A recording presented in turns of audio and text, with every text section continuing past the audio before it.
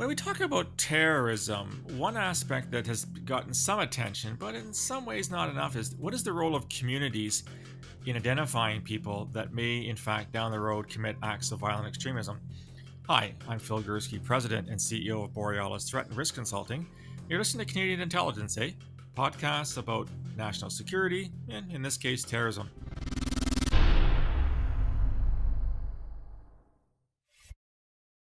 You all know that I worked in security intelligence for more than 3 decades. I also spent 18 months with the Canadian government's Department of Public Safety National Security Directorate. And one of my functions was to go across Canada and talk to communities, not just Muslim, but all kinds of communities, about terrorism, about radicalization, and about what we were doing about it. And as you can probably appreciate, this is a very, very sensitive topic. A lot of people's dander got up over the terminology it was being used. And many people felt that this was a role the Canadian government should not be playing. We should not be having this conversation because it led to things like racist feelings and Islamophobia. As a consequence, the whole field of what's called CVE or countering violent extremism seems to be kind of in a bit of an upheaval now. We're not quite sure what the term means. We're not quite sure whether it works or not. And so to weigh in on this conversation, I have brought in a UK colleague of mine, Ahmed Patel. He's a member of Parents for Peace, which is an organization that looks to, talk about these difficult issues of terrorism. And he's joining me on the line today from the UK. So Ahmed, thanks for taking the time. Hi, thank you for having me, Phil. One of the things that I found most fascinating about your case, Ahmed, was that your sister's husband, a man called Mohammed Siddiqui Khan, was one of the 7/7 bombers back in 2005. This, of course, was a catastrophic a terrorist attack on the London subway, which killed, I believe, 51 people, and a bus was bombed as well. Mm, When you realize that your sister's husband mm. was an Islamist terrorist, what did that do to you when you found that information out? Well, initially on the 12th of July, when we were actually told that he was one of the perpetrators, because obviously the security services came to our house with my family. No family member was arrested around that time.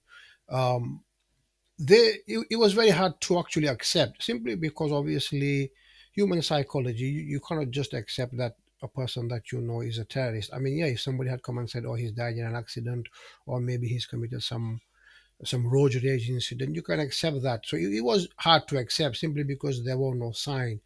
um, but then obviously, as the officers kept on coming, and we were liaising with them, and they were also concerned about our security as well. They were very professional, very polite. Then certain information came out, which we obviously then had to accept, and then later on the videos, it was a it was something, like I say, it was like a huge rock has landed on your head, and you Hmm. just you there's no guidebook anywhere, there's Hmm. nothing anywhere out there that can prepare you for something like that. So I had to then deal with the situation, my family and everything, and then the local people, completely on my own. And obviously we'll go into how I was treated by Hmm. people. It's shocking, absolutely shocking. As you say, we all deal with tragedy in our own ways, and we do get those phone calls where a loved one has died in a car accident, or worst case scenario, in some kind of act of violence. But to have the security service knock on your door and say, "Oh, by the way, uh, Hmm, your brother-in-law." hmm, Was part of a cell that killed 51 people. It's hard for me to imagine how you wrap your brain around that, as you said. hmm, hmm. And then to be actually told later on is that not only was he one of the perpetrators, but he was the mastermind. I mean, Right. that's just so. I mean, then to deal with people after that as well, to deal with that, and then to deal with community and people, mosques, and people you've known all your life. It's just a shocking story. I've shocked people with previous interviews. I've shocked people. Shocking. Mm. Now, yeah, I don't want to push this too much, Ahmed, Sure, but did sure. people then say, well, gee, if your brother-in-law was capable of this, does this mean that you knew something about it, or you were somehow aware of his radicalization of violence? Did people start looking at you in a suspicious way? There were rumors. I think rumors did a lot more harm than facts and evidence, because the security services, like I said, nobody was arrested, and we were at home and we were told that, oh, you are free to come and go as you please. So this is why I appreciate how the law works with evidence. And I do appreciate how the security services worked, but yes, rumors and media were more damaging than the actual investigation itself. Now, you have taken this situation, which again, I find it really hard to imagine. I guess in my case, having worked in counterterrorism, if the police came to me and said, "Oh, by the way, one a member of your family has been involved in this," I'm not sure what I would do. But you decided to take this tragedy and this tragedy that affected you personally and your family, and actually do something about it. You got involved with Parents for Peace. You also got involved with having this conversation about radicalization to violence, about terrorism. Can you walk us through how that began, and why is it you decided? I mean, I could just imagine that others would just say, I want to get as far away from this as possible. You decided to actually get quite involved in it. Why was that? I mean, there are a few reasons. I mean, first of all, I engaged on Muslim forums where I was dealt with very badly. I tried to talk to imams, most Muslim groups across the UK. Once again, I was dealt with very badly. I was basically told, oh, it's your problem, it's your family's problem. I said, no, listen, hang on, this is our problem. It's a Muslim problem. Hmm. And it's going to. And I said, listen, I think because of Anjum Chaudhry, we're going way back in London. I goes, Right. look, we know that there's this undertone, dark undertone that had now come to the surface. So there is a problem. So I was met with a lot of denial, insults. No, we don't want anything to do with you. Even mosques were hinting that they don't want me around. Oh, wow. My own children were bullied by Muslims. So it is a huge story. And then I went online, Muslim forums once again. Oh, the answer I always got was, "What about Iraq? What about this?" I goes, "No, look, we let's talk about this. Let's not talk about foreign affairs, foreign policy. Let's not go into whataboutism and victimhood. Let's talk Mm. about this that has happened, Muslims for our own country, and then potentially how many people are there like that?" And now, unfortunately, as we found over the years, there have been more. Now, you raised an interesting point, Ahmed, and I've seen this as well, that there's a reluctance to address these issues because they feel they don't want the attention of society on them. There obviously are people, both in the United Kingdom and in Canada, United States, who are, let's face it, they're anti-Muslim racist. They're Islamophobic for a whole host of reasons. And, many people said, well, Islam is somehow the problem here. Like, Islam is inherently a violent faith. So I can understand why some people in the community are sick and tired of having to apologize or account for this spate of terrorism in Western society over the past 30 to 50 years. But why do you think it was that people were not willing to say, let's take a look at what's happening in our communities with our young people? Was it so overwhelming that they didn't have enough energy or time left to do an introspective look as to what was actually happening and what should we do about it?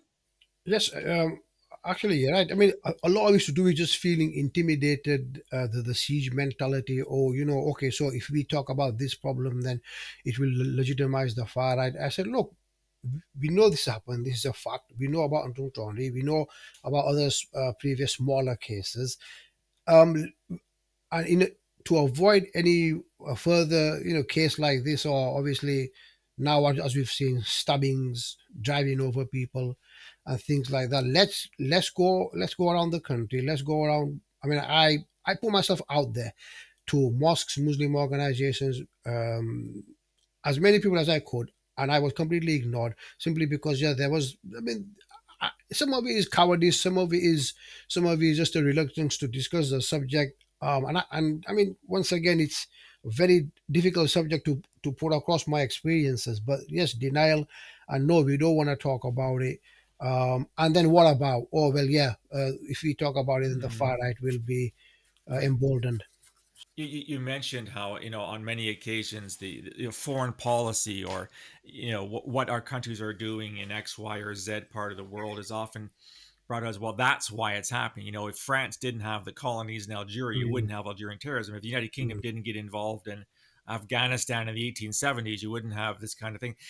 In your experience, was there a fear factor as well, in the sense that were some of the people that were radicalizing openly using this kind of language, did they intimidate, you think, Muslim leaders, including imams, to not talk about this? I think. the majority of the Muslim community in the UK, with it being kind of traditional, initially thought that this was a fringe element. So the term Salafi, Takfiri were used.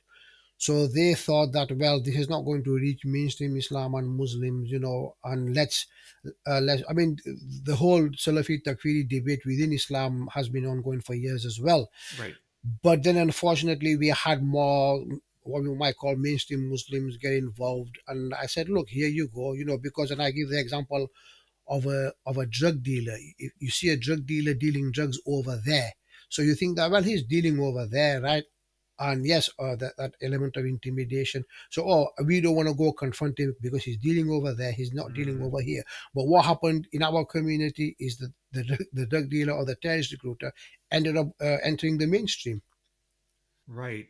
Another term that I've seen that you've used is you talk about what's called the Muslim victim industry, and that when you went out and tried to broach these subjects, you got things like, well, we're the ones who are suffering here, not the people who are the victims of the terrorist attacks. What do you mean by the Muslim victim industry, and how did it manifest itself in your initial efforts to try and have these conversations across the UK? Well, the Muslim victim industry is mainly from my online interactions, and I found a pattern, and the pattern from over the years, and then this includes a few more mainstream Muslims. The pattern was always, what about foreign policy? What about Mm, Muslims dying? Why don't you talk about that? Why are you focusing on Muslim terrorists? But as a Sufi, which is kind of a broad term, I said, look, first of all, we as Muslims, we have no control over foreign policy. We have no control over what's happening in other countries elsewhere.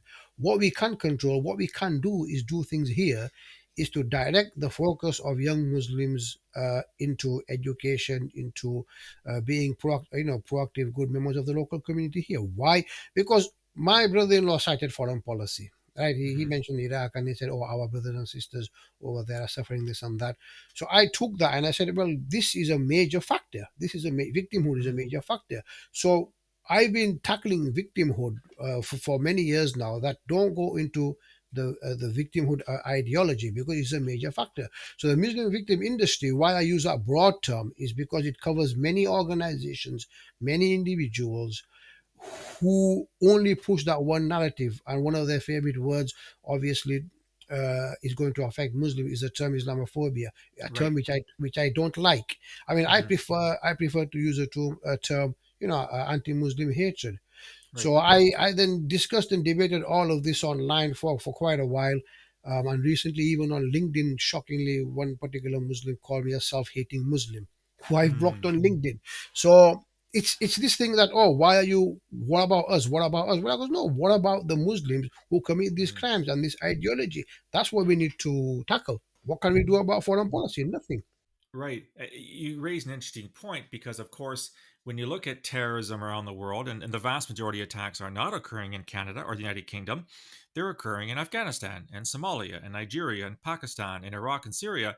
And these are attacks in which Islamist extremists, which, by the way, is the correct term, despite people being pushing back against that one, Islamist terrorists are killing what? They're killing other Muslims. Mhm, The vast majority of victims of acts of terrorism are not white people on the London Tube mhm, or Canadians walking to work in the morning. The vast majority of victims are actually other Muslims who are killed mhm, by Muslims who happen to think that their version of Islam is superior, and in fact, mhm, they see the vast majority of Muslims, especially Sufis such as yourself, as kuffar, as people who don't mhm. understand the true faith and must suffer as a result of that. Did you never get any other acceptance or understanding by the people you spoke with that, yeah, you're right, the vast majority of victims are Muslim, and therefore this is our problem? We have so-called Muslims killing Muslims. That is at essence what's happening here.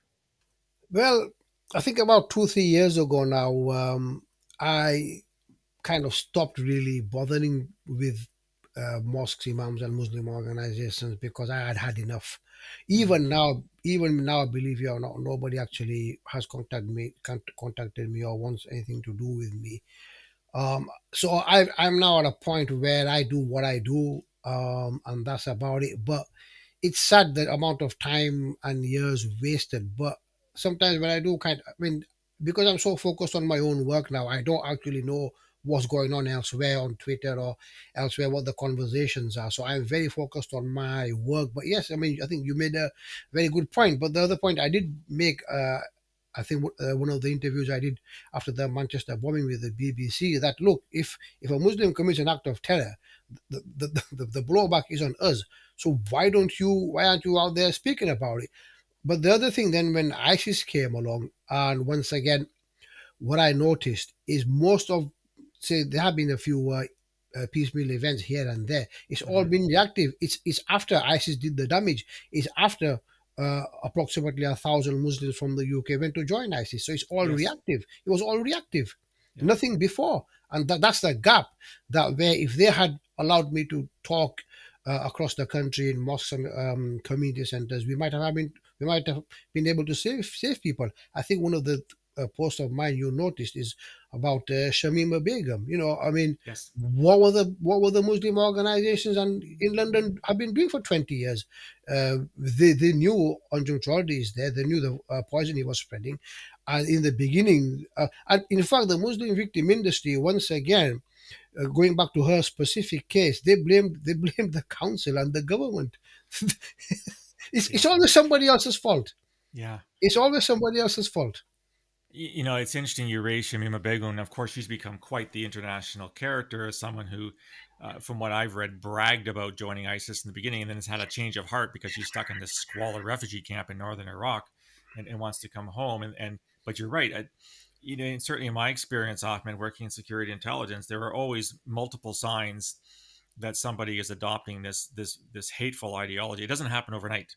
Mm, I think it's incumbent upon everyone, not just the security services or law enforcement, to take note of what are the signs that somebody is going down that road. I mean, my very first book, The Threat from Within, was all about how do you detect radicalization to violence, mm. and this notion that, well, it's not my responsibility, I have to, it's the state's fault, is again, it's about that whataboutism you talked about, and it's Yeah. essentially a Mm. deflection of the responsibility. Oh, absolutely. And this is what the Muslim victim industry does. It's always somebody else. It's always somebody else's fault. Less, I mean, I one of the reasons why I'm not very popular is because the Muslim imams and these organizations, when I say to them, "When here you there you go, now we're in this huge mess. What do you have to say?" They have nothing to say. They've got nothing to come back Mhm. with, and they don't want to eat humble pie. They don't want to say, "Yeah, we Right. were wrong, Ahmad, you were right." They don't want to do that. They Right. don't want to do that.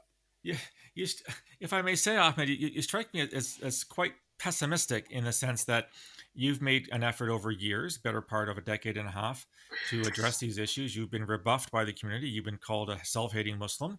You've been accused of all kinds of things that you're probably not responsible for. Is there any cause for optimism in this sense, or have you sort of checked that box and moved on to other activities? Um, I mean, I want to use the term Alhamdulillah in the sense, and I Mm, think, and I really do want to refer to Mubin Sheikh as a just for this because I've discussed things with him. We've had very similar experiences. hmm. Now, once we moved on, and now, I mean, I'm going to say the word Alhamdulillah, Hmm. praising Allah because I'm now on a global platform. That's it. Hmm. That's enough for me. Now, whether local Muslims, mosque organizations do or don't want to do have anything to do with me, I really am not bothered. I'm not bothered. I So really this am would not bothered. this would be some of your work with Parents for Peace. So can you describe to my audience, Ahmed, what Parents for Peace is all about and what your role is in it?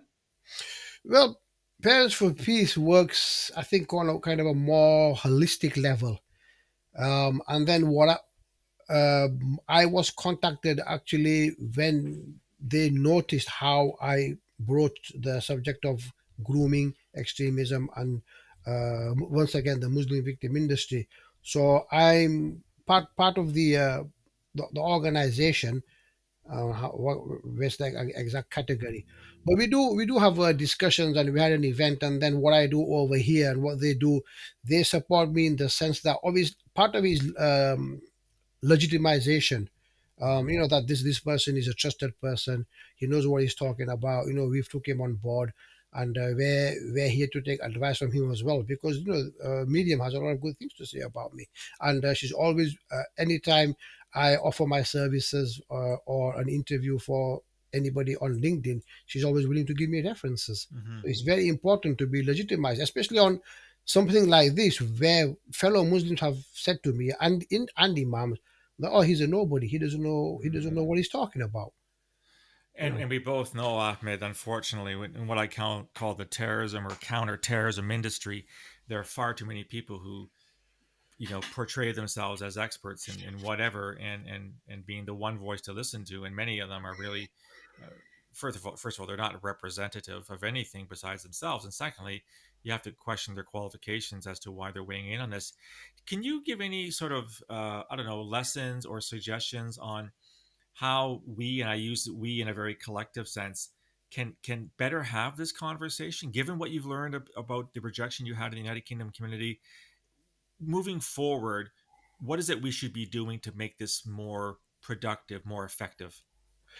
I think obviously speaking specifically on Muslim terrorism, and that's a term that we should use. Is terrorism by Muslims, Muslim terrorism, whether people like it or not.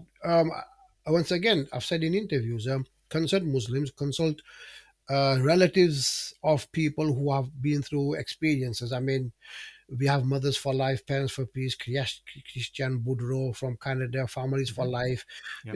ladies who have lost children to ISIS, because they will know the inside, the background of a Mm. son or a brother-in-law in my case, so I mean, there are a lot of experts or so-called experts out there who I think I get the feeling don't like me, because I come along, I come join along join and the club, Ahmed. Join the mm, club. mm, I come along and I say, hang on, that's wrong. I mean, one of the first things I had to do when I went public and I was reading a lot of books is to correct so-called experts. I said, look, you've got that wrong, that wrong, that wrong, that Mm. wrong. So yeah, I mean, families of extremists, terrorists, people who have lost children to ISIS, because they have an insight. They have an insight, and they can Hmm. give you information that nobody can give.